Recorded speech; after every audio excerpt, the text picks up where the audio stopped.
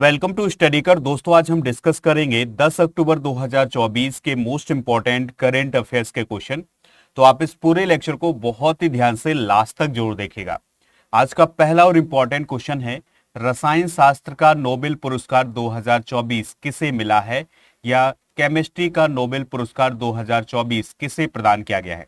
तो इस बार 3 वैज्ञानिकों को ये नोबेल पुरस्कार दिया गया है केमिस्ट्री का। तो पहला नाम है डेविड बेकर का, दूसरा नाम है जॉन जंपर का, तीसरा नाम है डेमिस हस्बिस का। दोस्तों इस बार जो पुरस्कार राशि दी जाएगी इसको 2 हिस्सों में बांटा गया है। तो इसका आधा हिस्सा मिलेगा डेविड बेकर को, और जो बचा हुआ आधा हिस्सा है वो जॉन जंपर और डेमिस हस्बिस को प्राप्त होगा। डेविड बेकर की बात करें तो यह अमेरिका के हैं, जॉन जंपर भी अमेरिका के हैं, और डेमिस हस्बिस ये ब्रिटेन के हैं। डेविड बेकर ने किस प्रकार की खोज की है जिसके लिए उन्हें ये रसायन विज्ञान का नोबेल पुरस्कार दिया गया है? तो दोस्तों उन्होंने एक नए तरह के प्रोटीन का निर्माण किया है। तो साल 2003 में एमिनो एसिड का इस्तेमाल करके उन्होंने एक नए तरह का प्रोटीन बनाया था, जिसका इस्तेमाल कई दवाओं और वैक्सीन में किया जाता है। और डेमिस हस्बिस और जॉन जंपर की बात करें तो उन्होंने एक ऐसा आर्टिफिशियल इंटेलिजेंस मॉडल बनाया है जिसके माध्यम से कॉम्प्लेक्स प्रोटीन के स्ट्रक्चर को समझने में मदद मिलती है। ठीक है, यानी कि जो जटिल प्रोटीन है उनके स्ट्रक्चर को समझने में मदद मिलती है इस एआई मॉडल के माध्यम से, जिसके लिए उन्हें रसायन विज्ञान का नोबेल पुरस्कार प्रदान किया गया है। देखिए दोस्तों, यहाँ पर आप देख सकते हैं, ये है डेविड बेकर, ये है डेमिस हस्बिस और ये है जॉन एम जंपर। दोस्तों इस बार फिजिक्स का नोबेल प्राइज 2 लोगों को प्रदान किया गया है। इसमें पहला नाम है जॉन जे हाफफील्ड का, जो कि अमेरिका के हैं। दूसरा नाम है जेफरी हिंटन का, जो कि ब्रिटिश कनाडाई नागरिक हैं। तो इन्हें आर्टिफिशियल न्यूरल वेस्ट मशीन लर्निंग के लिए ये सम्मान प्रदान किया गया है।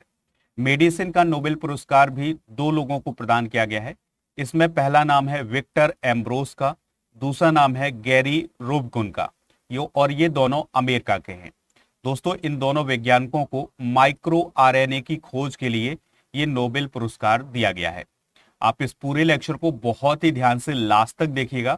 लास्ट में आपसे क्वेश्चन पूछा जाएगा जिसका आंसर कमेंट बॉक्स में बताना है। अगर आप हमें सपोर्ट करना चाहते हैं तो चैनल को सब्सक्राइब कर लें, बेल आइकन भी दबा लें, जिससे आपको समय पर सबसे पहले नोटिफिकेशन मिल सकेगा।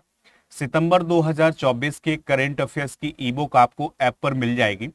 तो आपको स्टडी कर का ऐप का जो लिंक है वो डिस्क्रिप्शन बॉक्स में मिल जाएगा, वहां से आप इसको इंस्टॉल कर सकते हैं।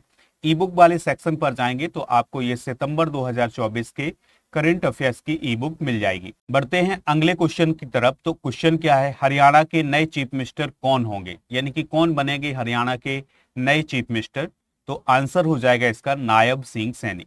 तो अभी भी हरियाणा के मुख्यमंत्री कौन थे? नायब सिंह सैनी, लेकिन उन्हें आगे भी एक्सटेंशन दिया गया है, यानी कि उनकी पार्टी ने यह फैसला किया है कि उन्हें आगे भी मुख्यमंत्री बनाया जाएगा। तो देखिए, हरियाणा विधानसभा चुनाव अभी हाल ही में संपन्न हुए हैं, जिसमें भारतीय जनता पार्टी को 48 सीटें प्राप्त हुई हैं, यानी कि सबसे ज्यादा सीटें बीजेपी को प्राप्त हुई हैं। हरियाणा में विधानसभा सीटों की संख्या है 90 और बहुमत का आंकड़ा है 46। तो बहुमत के आंकड़े से 2 सीटें ज्यादा मिली हैं भारतीय जनता पार्टी को, इसलिए भारतीय जनता पार्टी का लीडर ही मुख्यमंत्री बनेगा। तो नायब सिंह सैनी हरियाणा के नए मुख्यमंत्री बनाए जाएंगे। देखिए, हरियाणा में 3 निर्दलीय विधायक भी जीते हुए हैं, तो उन्होंने भी बीजेपी को समर्थन किया है। इस प्रकार से बीजेपी के पास 51 विधायक हो गए हैं। ठीक है, हरियाणा के बारे में बेसिक जानकारी डिस्कस कर लेते हैं। तो हरियाणा की स्थापना कब हुई थी? 1 नवंबर 1966 को। राजधानी क्या है इसकी? चंडीगढ़। राज्यपाल कौन है? बंडारू दत्तात्रेय। मुख्यमंत्री कौन है? नायब सिंह सैनी। विधानसभा की सीटें अभी हमने डिस्कस की हैं कि 90 हैं। यहाँ के नेशनल पार्क आपके एग्जाम में पूछे जाते हैं, जैसे सुल्तानपुर नेशनल पार्क और कलेसर नेशनल पार्क, ये दोनों हरियाणा राज्य में है। वन्यजीव अभ्यारण्य कौन कौन है यहाँ पर? मोरनी हिल्स, वीर शिकारगढ़ और छिलछिला झील और खपरबास। तो ये यहाँ के वन्यजीव अभ्यारण्य है। रामसर साइट कौन कौन है? भिंडाबास वन्यजीव अभ्यारण्य और सुल्तानपुर नेशनल पार्क। तो इन्हें रामसर साइट घोषित किया गया है। दोस्तों यहाँ के कुछ प्रमुख नृत्य हैं, डांस हैं, जैसे घूमर, गंगौर, झूमर। झूमर को हरियाणवी गिद्दा भी कहा जाता है, और रतबई। ये सभी डांस जो हैं हरियाणा राज्य से रिलेटेड है। देखिए, हाल ही में बदले गए चीफ मिनिस्टर डिस्कस कर लेते हैं। जैसे ओडिशा के चीफ मिनिस्टर कौन बने हैं? मोहन चरण मांझी। आंध्र प्रदेश के एन चंद्रबाबू नायडू। अरुणाचल प्रदेश के पेमा खांडू। छत्तीसगढ़ के विष्णुदेव साय। दिल्ली की चीफ मिनिस्टर बनी है आतिशी मारलेना। मध्य प्रदेश के मोहन यादव। मिजोरम के लाल दुहोमा। राजस्थान के भजन लाल शर्मा और तेलंगाना के ए रेवंत रेड्डी। तो ये हैं हाल ही में बदले गए कुछ चीफ मिनिस्टर। बढ़ते हैं अगले क्वेश्चन की तरफ। बहुत ही इंपॉर्टेंट क्वेश्चन है। राष्ट्रीय राजमार्गों यानी नेशनल हाईवे और एक्सप्रेस वे पर यात्रा की सुविधा को बढ़ाने के लिए केंद्रीय सड़क परिवहन और राजमार्ग मंत्रालय ने कौन सी नीति शुरू की है? तो दोस्तों, इस क्वेश्चन का राइट आंसर क्या हो जाएगा? हम सफर नीति। तो इस नीति के तहत राष्ट्रीय राजमार्गों यानी नेशनल हाईवे और एक्सप्रेस वे पर यात्रा की सुविधा को बढ़ाया जाएगा। यानी कि जो नेशनल हाईवे होंगे और जो एक्सप्रेस वे होंगे उनमें यात्रा की सुविधा को बढ़ाया जाएगा। यानी कि बहुत सारी फैसिलिटी आने वाली है नेशनल हाईवे और एक्सप्रेस वे में। दोस्तों, भारत में सड़कों से संबंधित एक बहुत ही महत्वपूर्ण प्राधिकरण है जिसे हम भारतीय राष्ट्रीय राजमार्ग प्राधिकरण या NHAI बोलते हैं। तो इसका काम होता है नेशनल हाईवे का डेवलपमेंट करना और उनका मैनेजमेंट करना। इसकी स्थापना 1995 में की गई थी। हेडक्वार्टर इसका न्यू दिल्ली में है और इसके वर्तमान में चेयरमैन है संतोष कुमार यादव। और ये जो प्राधिकरण है यह सड़क परिवहन और राजमार्ग मंत्रालय के अंतर्गत काम करता है और इसके मंत्री कौन है? नितिन गडकरी जी। अगर आपसे पूछा जाए कि भारत का सबसे लंबा नेशनल हाईवे कौन है, तो NH44। देखिए, NHAI ने अभी हाल ही में नागपुर में एक पार्क बनाया है जिसे ऑक्सीजन वर्ल्ड पार्क या अमृत महोत्सव पार्क नाम दिया गया है। NHAI के द्वारा अभी हाल ही में राजमार्ग यात्रा ऐप भी लॉन्च किया गया था। तो ये सारे फैक्ट आप नोट कर लें, एग्जाम की दृष्टि से ये काफी इंपॉर्टेंट है। नेक्स्ट क्वेश्चन है, उस्ताद अलाउद्दीन खान महोत्सव कहाँ शुरू हुआ है? आंसर हो जाएगा मैहर, मध्य प्रदेश में। तो उस्ताद अलाउद्दीन खान की जयंती पर यानी 8 अक्टूबर 2024 को मध्य प्रदेश के मैहर में उस्ताद अलाउद्दीन खान महोत्सव शुरू हुआ है और यह एक संगीत महोत्सव है। इस बात को आप जरूर याद रखिएगा। तो मध्य प्रदेश सरकार के द्वारा मैहर में ये महोत्सव आयोजित किया जाता है और यह जो महोत्सव है ये 8 अक्टूबर से 10 अक्टूबर तक चलने वाला है। दोस्तों, अगर हम बात करें उस्ताद अलाउद्दीन खान की, तो यह एक भारतीय सरोद वादक और संगीतकार थे। देखिए, मैहर की बात हुई है तो मैहर को मध्य प्रदेश की संगीत राजधानी भी कहा जाता है और यूनेस्को के द्वारा म्यूजिक सिटी का दर्जा दिया गया है मध्य प्रदेश में ग्वालियर को। तो ये दोनों फैक्ट आप नोट कर सकते हैं। कुछ प्रमुख वाद्य यंत्र और उनके वादक डिस्कस कर लेते हैं। जैसे उस्ताद बिस्मिल्लाह खान शहनाई से संबंधित हैं, हरि प्रसाद चौरसिया बांसुरी से, पंडित रविशंकर सितार से, उस्ताद जाकिर हुसैन तबला से, पंडित शिव कुमार शर्मा संतूर से, उस्ताद असद अली खान बीणा से, अमजद अली खान सरोद से, TH विनायक्रम घट्टम से और रामनद वी राघवन मृदंगम से, पंडित राम नारायण सारंगी से, शकूर खान सारंगी से, अली अकबर खान सरोद से, अन्नपूर्णा देवी सुरबहार बास सितार से। इसके अलावा MS गोपाल कृष्णन वायलिन से, U श्रीनिवासन मंडोलिन से, ब्रजभूषण काबरा गिटार से और विश्व मोहन भट्ट बीणा से, तोताराम शर्मा तबला से और अल्लाह रखा का संबंधित तबला से है। अगला क्वेश्चन है, शैक्षणिक स्वतंत्रता सूचकांक 2024 के अकॉर्डिंग 2013 से 2023 के बीच में भारत का स्कोर 0.6 से घटकर कितना हो गया है? आंसर हो जाएगा 0.2। तो दोस्तों, स्कॉलर्स एट रिस्क यानी SAR की फ्री टू थिंक रिपोर्ट 2024 में ये पता चला है कि भारत में पिछले 10 सालों में शैक्षणिक स्वतंत्रता में गिरावट आई है। यानी कि 2013 से 2023 के बीच भारत का जो स्कोर पहले 0.6 हुआ करता था, अब ये घट करके 0.2 हो गया है, जो कि 1940 के दशक के आसपास हो गया है। यानी कि जब अंग्रेजों का शासन हुआ करता था तो उस समय शैक्षणिक स्वतंत्रता नहीं थी। उसी प्रकार से इन 10 सालों में भी भारत में जो शैक्षणिक स्वतंत्रता है उसमें गिरावट आई है। देखिए, स्कॉलर्स एट रिस्क की बात करें तो इसका हेडक्वार्टर है न्यूयॉर्क विश्वविद्यालय में, जो कि न्यूयॉर्क अमेरिका में है और इसके संस्थापक हैं, इसके फाउंडर हैं रॉबर्ट क्विन। चलिए कुछ प्रमुख इंडेक्स डिस्कस करते हैं। जैसे हैनले पासपोर्ट इंडेक्स 2024 जुलाई 2024 में जारी किया गया था, तो इसमें पहले स्थान पर सिंगापुर रहा है और भारत की रैंक 82 रही है।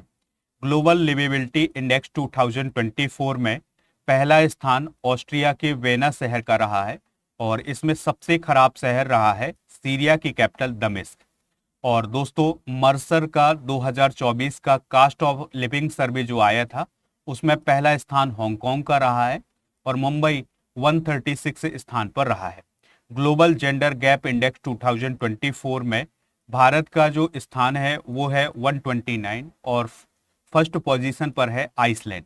लॉजिस्टिक्स परफॉर्मेंस इंडेक्स जो कि वर्ल्ड बैंक के द्वारा जारी किया गया था, इसमें भारत 38 पोजीशन पर रहा है और पहला स्थान सिंगापुर का रहा है। अगला क्वेश्चन है, हाल ही में विश्व स्वास्थ्य संगठन यानी WHO ने भारत को किस रोग से मुक्त घोषित किया है? ये काफी इंपॉर्टेंट क्वेश्चन हो जाएगा आपके एग्जाम की दृष्टि से, इसलिए इसे आप नोट जरूर करें। तो इस क्वेश्चन का राइट आंसर क्या हो जाएगा? ट्रैकोमा, यानी कि अब भारत ट्रैकोमा से मुक्त घोषित कर दिया गया है। तो भारत दक्षिण पूर्व एशिया में तीसरा ऐसा देश बना है जिसने ये उपलब्धि हासिल की है। इससे पहले नेपाल और म्यांमार को भी ट्रैकोमा से फ्री घोषित किया गया था। देखिए, ट्रैकोमा जो है वो आंखों से संबंधित एक संक्रामक रोग है। अगर ये बढ़ जाता है तो इसके कारण व्यक्ति में अंधापन भी हो सकता है, यानी कि वो व्यक्ति अंधा भी हो सकता है। यह किस बैक्टीरिया के कारण फैलता है? तो बैक्टीरियम क्लेमीडिया ट्रैकोमाटिस के कारण फैलता है। भारत सरकार के द्वारा इस रोग से निपटने के लिए 1963 में राष्ट्रीय ट्रैकोमा नियंत्रण कार्यक्रम शुरू किया गया था। ठीक है, तो ये जानकारी आप नोट कर लें। चलिए कुछ इंपॉर्टेंट करंट अफेयर्स डिस्कस करते हैं। तो दोस्तों अभी हाल ही में जॉर्डन देश कुष्ठ रोग से मुक्त होने वाला दुनिया का पहला देश बना है। रेबीज मुक्त होने वाला भारत का पहला स्टेट कौन है? गोवा। 2024 में कैप वर्ड देश और अल सल्वाडोर देश को मलेरिया फ्री घोषित किया गया है। 2023 में अजरबैजान और तजाकिस्तान को मलेरिया फ्री घोषित किया गया था। 2023 में दोस्तों इराक देश को भी ट्रैकोमा से फ्री घोषित किया गया था। तो ये सारी जानकारी आप नोट कर लें। अगला क्वेश्चन है, केंद्र सरकार ने किस स्टेट में लोथल राष्ट्रीय समुद्री विरासत परिसर के डेवलपमेंट को मंजूरी दे दी है? आंसर हो जाएगा गुजरात। तो दोस्तों केंद्र सरकार ने गुजरात के लोथल में एक राष्ट्रीय समुद्री विरासत परिसर के डेवलपमेंट को मंजूरी दे दी है। जब आपने सिंधु घाटी सभ्यता के बारे में पढ़ा होगा तो उसमें एक स्थान का नाम आता है लोथल, जो कि गुजरात राज्य में है। तो लोथल में ही अब एक राष्ट्रीय समुद्री विरासत परिसर डेवलप किया जाएगा। और दोस्तों इस परिसर में प्राचीन काल से लेकर आधुनिक काल तक की भारत की समुद्री विरासत को प्रदर्शित किया जाएगा। तो लोथल की बात करें तो यह सिंधु घाटी सभ्यता का एकमात्र ज्ञात बंदरगाह शहर है, यानी कि लोथल में एक बंदरगाह था सिंधु घाटी सभ्यता के समय। 4500 साल पुराना ये जो पुरातात्विक स्थल है यह भोगबा नदी के किनारे पर स्थित है। भोगबा नदी की बात करें तो यह साबरमती नदी की सहायक नदी है। जो लोथल है इसका गुजराती में अर्थ होता है मुर्दों का टीला। इसकी खोज 1952 में भारतीय पुरातत्व सर्वेक्षण के पुरातत्वविद SR राव ने की थी। लोथल को अप्रैल 2014 में यूनेस्को के विश्व धरोहर स्थल के रूप में नॉमिनेट किया था। इसे घोषित नहीं किया है, नॉमिनेट किया था। देखिए दोस्तों यहाँ पर आप देख सकते हैं कुछ इस प्रकार से रहा होगा लोथल। यहाँ पर आपको जो नदी दिखाई दे रही है ये नदी है भोगबा नदी, ठीक है, और इसी नदी के किनारे बसा हुआ था लोथल। यहाँ पर आपको कुछ नावें दिखाई दे रही हैं। तो इन नावों के माध्यम से व्यापार किया जाता था, यानी कि बहुत दूर से वस्तुएं यहाँ पर आती थी। ठीक है, यानी कि ये एक बंदरगाह था। अगला क्वेश्चन है, प्रधानमंत्री गरीब कल्याण योजना के अंतर्गत किस वर्ष तक फ्री में अनाज प्रदान किया जाएगा? आंसर हो जाएगा 2028 तक। तो दोस्तों केंद्र सरकार के द्वारा एक स्कीम चलाई जाती है जिसका नाम है प्रधानमंत्री गरीब कल्याण योजना। इस योजना के माध्यम से गरीबों को फ्री में अनाज प्रदान किया जाता है। तो अब दिसंबर 2028 तक ये फ्री में अनाज प्रदान किया जाएगा। आपको याद रखना है कि इस योजना के अंतर्गत 2028 तक फ्री में फोर्टिफाइड चावल की आपूर्ति की जाएगी। और ये जो चावल है ये एनीमिया और सूक्ष्म पोषक तत्वों की कमी को दूर करता है, यानी कि इसमें पोषक तत्व मौजूद होते हैं। इसके अलावा दोस्तों केंद्र सरकार की कैबिनेट ने यह फैसला लिया है कि पंजाब और राजस्थान के जो सीमावर्ती क्षेत्र हैं, यानी कि जिन क्षेत्रों की सीमा पाकिस्तान से लगती है, तो वहां पर 2280 किलोमीटर की सड़क का निर्माण किया जाएगा। बात करते हैं प्रधानमंत्री गरीब कल्याण अन्न योजना की। तो यह भारत सरकार की योजना है। इस योजना के माध्यम से गरीबों और प्रवासियों को फ्री में अनाज दिया जाता है और यह योजना 26 मार्च 2020 को शुरू की गई थी और इस योजना के अंतर्गत हर महीने 5 किलोग्राम फ्री में अनाज प्रदान किया जाता है। अगला क्वेश्चन है, आसियान भारत समिट में हिस्सा लेने के लिए प्राइम मिनिस्टर मोदी जी किस देश की यात्रा करेंगे? तो वह लाओस देश की यात्रा करेंगे। तो देखिए दोस्तों, प्रधानमंत्री मोदी जी की ये जो यात्रा होगी ये 10 और 11 अक्टूबर की होगी और वो लाओस की 2 दिन की यात्रा पर होंगे। तो इस यात्रा के दौरान वो 21वें आसियान भारत शिखर सम्मेलन में हिस्सा लेंगे। इसके अलावा वे 19वें पूर्वी एशियाई शिखर सम्मेलन में भी हिस्सा लेंगे। तो यहाँ पर बात हुई है आसियान की, तो इसका फुल फॉर्म क्या होता है? Association of south east Asian Nations. ठीक है, इसकी स्थापना 8 अगस्त 1967 को की गई थी और जो साउथ ईस्ट एशिया के देश हैं उनका एक ग्रुप है, कौन? आसियान। इसमें 10 मेंबर हैं, Indonesia, Malaysia, Philippines, Singapore, Thailand, Brunei, Vietnam, Laos, Myanmar और कंबोडिया। देखिए, आसियान का लक्ष्य होता है कि इसके जो सदस्य देश हैं उनमें स्थिरता और आर्थिक विकास को बढ़ावा दिया जाए। देखिए, इसी का एक और ग्रुप बना हुआ है जिसे पूर्वी एशियाई शिखर सम्मेलन बोला जाता है, जिसकी स्थापना 2005 में की गई थी। ठीक है, और जो पूर्वी एशियाई शिखर सम्मेलन है इसमें जो 10 आसियान देश हैं वो शामिल हैं। इसके अलावा इसमें Australia, China, Bharat, Japan, New Zealand, Korea और रूस और अमेरिका शामिल हैं। लेकिन आप इस बात को जरूर याद रखिएगा कि भारत आसियान का मेंबर नहीं है, लेकिन पूर्वी एशियाई शिखर सम्मेलन का मेंबर है। क्वेश्चन है, वर्ल्ड टेस्ट चैंपियनशिप यानी WTC में 5000 रन पूरे करने वाले दुनिया के पहले बल्लेबाज कौन बने हैं? आंसर हो जाएगा जो रूट। तो दोस्तों, इंग्लैंड के बल्लेबाज हैं जो रूट, तो वो वर्ल्ड टेस्ट चैंपियनशिप में 5000 रन पूरे करने वाले दुनिया के पहले बल्लेबाज बन गए हैं। और इसके अलावा इंग्लैंड की तरफ से सबसे ज्यादा रन बनाने वाले टेस्ट बल्लेबाज भी कौन बने हैं? जो रूट बने हैं। यहाँ पर बात हुई है वर्ल्ड टेस्ट चैंपियनशिप की, तो 2025 में इसका फाइनल मुकाबला होगा इंग्लैंड के लॉर्ड्स स्टेडियम में और इसका आयोजन 11 से 15 जून तक किया जाएगा। तो अगला क्वेश्चन है, यूएई ने किस देश की सहायता के लिए एक राष्ट्रव्यापी अभियान शुरू किया है? आंसर हो जाएगा लेबनान। तो लेबनान देश की मदद करने के लिए यूएई के द्वारा एक अभियान शुरू किया गया है जिसका नाम है the UAE stand with Lebanon. ठीक है, तो आपको पता ही है कि लेबनान पर इजराइल के द्वारा हमला किया गया है, तो लेबनान की मदद करने के लिए ये अभियान शुरू किया गया है यूनाइटेड अरब अमीरात के द्वारा। देखिए, अगर हम लेबनान की बात करें तो यहाँ पर आप लेबनान को देख सकते हैं। कैपिटल क्या है इसकी? बेरूत। लेबनान का पड़ोसी देश है इजराइल और सीरिया। अगला क्वेश्चन है, भारतीय डाक ने यूनिवर्सल पोस्टल यूनियन की कौन सी एनिवर्सरी पर डाक टिकट जारी किया है? आंसर हो जाएगा 150वीं एनिवर्सरी।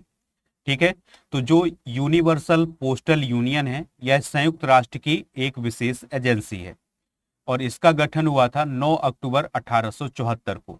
तो 2024 में इसकी 150वीं वर्षगांठ मनाई गई है। तो इसी की याद में भारतीय डाक के द्वारा एक डाक टिकट जारी किया गया है।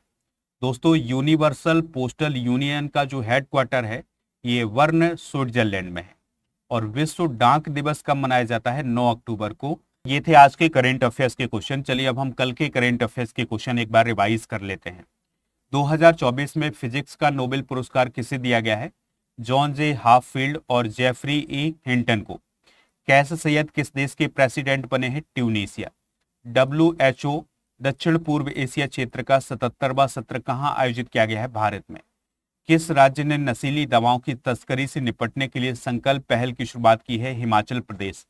चौथी ISSF जूनियर विश्व चैंपियनशिप 2024 की मेडल टेबल में भारत को कौन सा स्थान हासिल हुआ है? तो भारत को पहला स्थान हासिल हुआ है। महाराष्ट्र और भारतीय खेल प्राधिकरण के सहयोग से राष्ट्रीय उत्कृष्टता केंद्र कहाँ स्थापित किया जाएगा? मुंबई में। सनत जयसूर्या किस देश की क्रिकेट टीम के हेड कोच बने हैं? श्रीलंका। संजीव कुमार सिंगला किस देश में भारत के एम्बेसडर बने हैं? फ्रांस। भारत मालदीव को कितनी राशि की मुद्रा विनिमय सुविधा प्रदान करने पर सहमत हुआ है? $400 मिलियन। और हरियाणा विधानसभा चुनाव 2024 में किस पार्टी को बहुमत प्राप्त हुआ है? बीजेपी। आरबीआई के डिप्टी गवर्नर राजेश्वर राव को कितने वर्ष का सेवा विस्तार मिला है? 3 वर्ष का। दीपा कर्माकर का संबंध किस खेल से था जिन्होंने 25 वर्ष के बाद संन्यास लेने की घोषणा की है? आंसर हो जाएगा जिम्नास्टिक।